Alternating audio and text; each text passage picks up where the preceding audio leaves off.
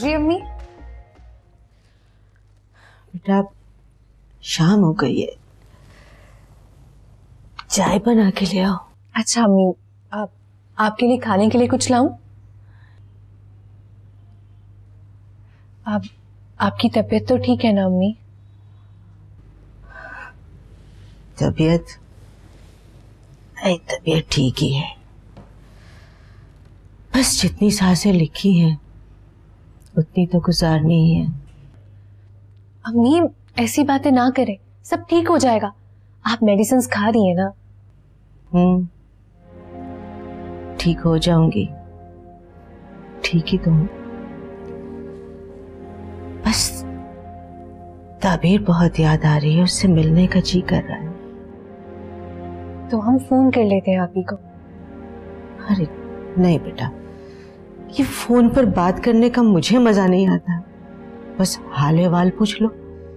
जो बात आमने सामने बात करने की है वो फोन पर कहाँ। तो अम्मी ठीक है ना, हम आप ही से जाके मिल आते हैं।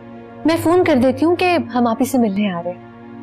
अरे नहीं नहीं, चक्कर लगाऊंगी उसकी तरफ या फिर उसको बुला लूंगी, फिर सोचती हूँ कि अच्छा है वो अपने घर में खुश है।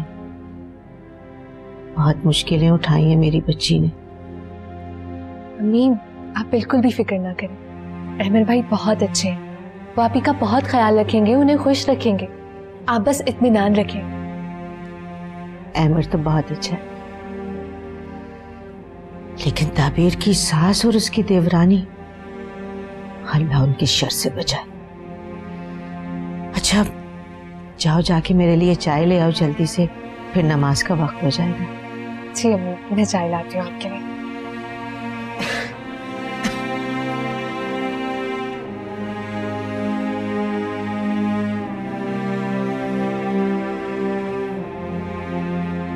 करो, इसको इतना लंबा नहीं खींचो, वरना इस तरह की लड़कियां चिपक जाए ना तो कब्र में पहुंचा के दम लेती हैं। अरे नहीं, तू देखता जा, लगता तू मुझे जानता नहीं है।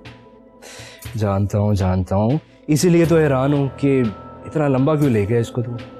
पास केस कुछ लंबे खिंच जाते, अब टाइम इतना हो गया है तो मकसद पूरा किए बगैर छोड़ना भी तो बेइज्जती वाली बात है। हाँ यार, टाइम तो वाकई बहुत लग गया है, अब इतना टाइम इन्वेस्ट किया है तो आउटपुट तो आनी चाहिए। हाँ, टाइम की इन्वेस्टमेंट है, पूरी करके छोड़ूंगा।